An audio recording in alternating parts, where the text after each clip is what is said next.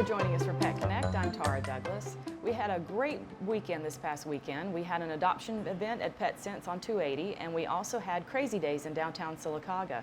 And thank you to all of the volunteers that came out to help out with both of those activities. We had several people that got dogs out over the weekend, so that gave some of those adult dogs at the shelter a chance to get out and walk around and meet people. And we have some pictures of that. There's Lucas, who has a very good chance of going to a rescue. We just got word from them last night that he may be able to go to another state to be adopted.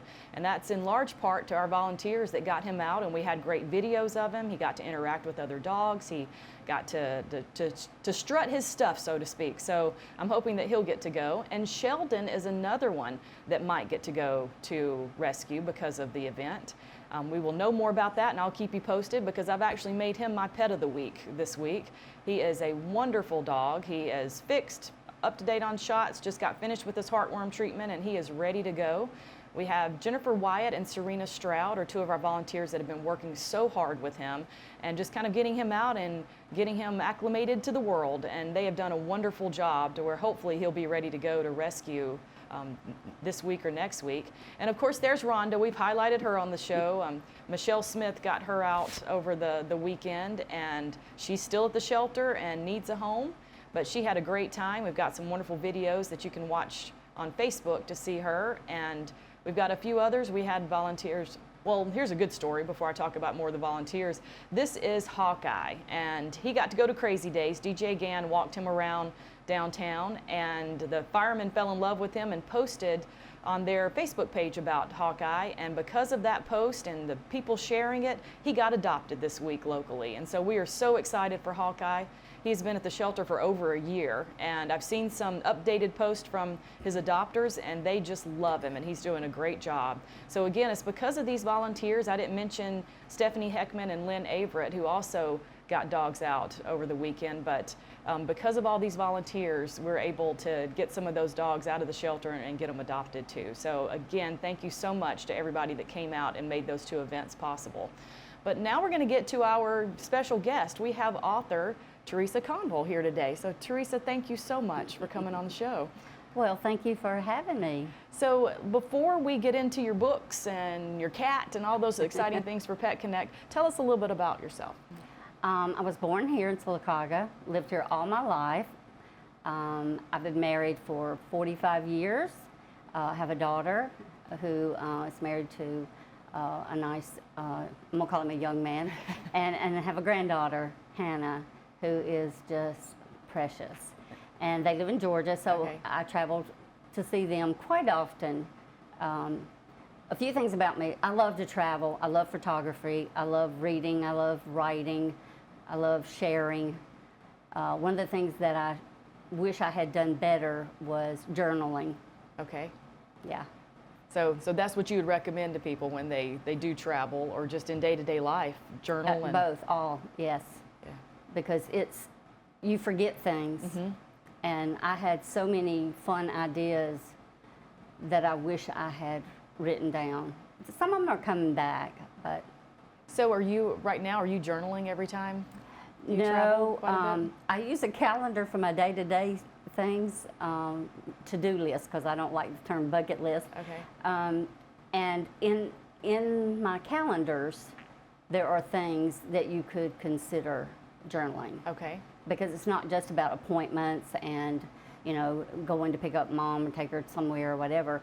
It's all sorts of things. It's people's birthdays. It's something that I did, and I'm going to do. Like, we're planning a trip, and I've got that all written on there, and notes about where we might go and things we might see. So in your writing, do you go back and look at those journals and some of the things that you've done and use that in your books? Yes. In the first book, Traveling Teresa Chronicles, Mystery of the Little Red Suitcase, the suitcase it's like time travel. It's magic. Okay. And Teresa and Charlie, her autistic friend Charlie, traveled to Paris, France. And we got a little picture of Traveling Teresa yes, there. Mm-hmm. And her grandfather, Papa, built the Eiffel Tower bookcase for her because she loves traveling in the Eiffel Tower, and that that's one of my favorite places to go is Paris, and so that's where she went on her first trip. Okay. And I tried to include history, so she went to the very first World's Fair. Okay. So that's how that came about. And so with Traveling Teresa, you've had 3 books that you've published, Yes. correct? Uh-huh. And you started writing, you said, in 2018? Yes. Okay. And published my first book when I was 59 years old. And we were just talking about that. You're never too old to do whatever you want to do and whatever you enjoy doing. Exactly. Then a friend of mine and I were talking about Traveling Teresa cookies, and she talked about how it might be complicated because Traveling Teresa loves tie-dyed, and her pigtails stuck up at the time. And anyway, so I'm gonna make the story short. So I had the idea of doing a cookbook, a really simple cookbook that anyone could do. Okay. And so I had my family and friends bake the cookies, test them, tell me what to change, include their names in the back of the book as the tasters, the tester tasters, whatever you want to call them. And there's 13 little recipes with 13 little stories. Oh wow, Yeah. That's quite interesting. It was fun. It was Yeah. a little harder in some ways to do those 13 little stories because I wanted them to fit on one page than it was to write the first book. I bet that was a challenge. It was. And then the next book, Beginnings of a Little Red Suitcase, came about. Okay. Which goes back, and Sweet Pea, Teresa's grandmother, explains to her how the suitcase actually came about. Teresa's distant grandmother, Princess Ziva, from Persia. Okay. It was actually a carpet for her bedroom, and she had to leave her country because of war, and so the carpet was taken to the weaver, and he made the traveling bag, and he's the one who put the note in it Okay. that makes it magic. Well, that's exciting. That sounds like good stories. I need It's fun. They're fun. And I'm sure there's so many children's books and young adult books that adults enjoy reading also, that it's fun Right. to go back and read those sorts of things. Oh, it is, and I love thinking about all the different things that she can do and places she can go. So are you working on another book right now? Yes, hopefully it'll be out in a couple of months. Okay. I'll go ahead and tell you the title of it. It's The Trouble with the Little Red Suitcase.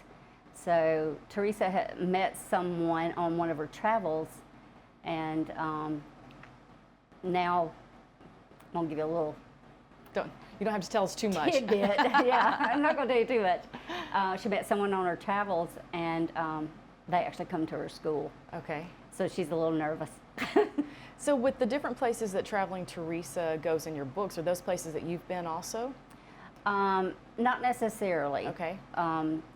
Paris in the first book, and then the second book, The Beginnings, she Princess Ziba actually came to the New World, America, because this is many, many years ago, and she traveled back home to Jahan, Okay. is where she lived, and then Teresa went to Mount Fuji, Okay.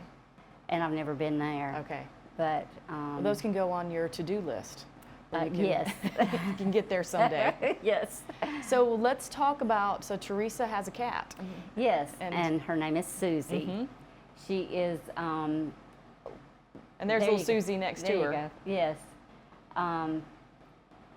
Doyle and I had 2 cats, Sally and Susie, and they both have passed now. But Susie, Doyle saw on the bulletin board at work that you could adopt a pet. Okay. So he said, we need to get Sally a sister. And I said, okay. So the lady that we got her from actually got her from the man next door who couldn't take care of her, and I don't know how many kittens he had. Now is this Susie right there? That's Susie. Okay. And let me tell you what, she was a mess. She looks like a mess. That you can't see, but that's part of a bathroom rug that has the little, almost like a little shag type thing. She would not go on it. She put her paw on it and backed up. She would not go on that rug in the bathroom. And she was so much fun, though. And you had 2 cats, so Sally and Susie were your Yeah. cats? Mm-hmm. And I miss her. Yeah. That's a beautiful cat. Thank you. And it's so nice that you've been able to incorporate Susie into your books. Oh yes. It's a good way to remember her. Definitely. And I'll go ahead and tell you, Susie had a little toy that she carried around in her mouth. It was Beth got in a McDonald's Happy Meal. It was thing 1 or thing 2, and it's just the face with the blue hair. And she would carry it in her mouth with the face showing so that we could see. We called it Blue Man. We find Blue Man in the food bowl, in the water bowl. She put her in the bathtub. But never on the rug, because she wouldn't be able to get it off the rug. That was her baby. It was funny. So before we go, let's talk about how you got into writing. What inspired you to decide to start writing? Well, in high school, I was in the band, enjoyed that, and then my cousin encouraged me to try out for cheerleader because, you know, I did love that. So I did that for a year, and then I didn't make varsity. And you talk about disappointment and hurt. When you learn that as a teenager, I think it makes you a stronger person. Absolutely. You still have disappointments, but you handle them better, I think, when you have some of those disappointments early. Got into journalism and had great English teachers at Sylacauga High School. And Miss Hilton was the journalism teacher. And so we had to write articles, we had to take pictures, we had to organize the yearbook. My senior year, Tim Hepson and I were the co-editors. Okay.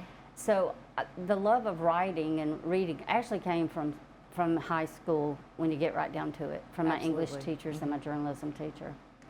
So that's how I really, I can't explain it.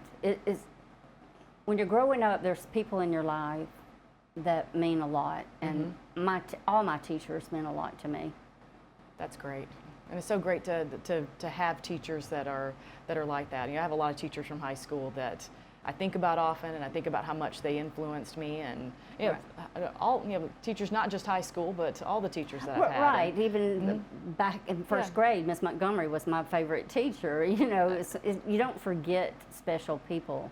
Absolutely. And I still see some of my teachers who have become friends, who I actually worked with when I worked in the school system.